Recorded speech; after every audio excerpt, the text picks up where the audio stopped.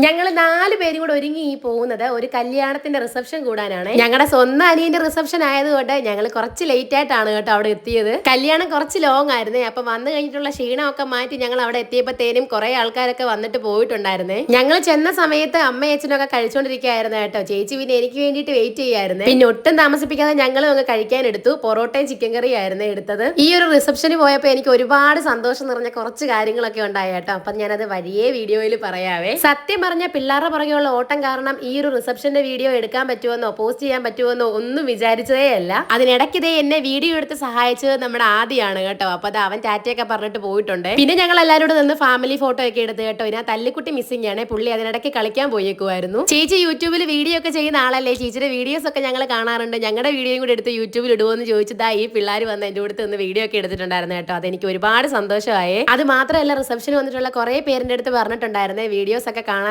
Videos ഒക്കെ അടിപൊളിയാണെന്ന്. അങ്ങനത്തെ reception ഒക്കെ കഴിഞ്ഞിട്ട് ഞങ്ങൾ പിന്നെ തിരിച്ചത് വീട്ടിലോട്ട് അങ്ങ് പോയേ.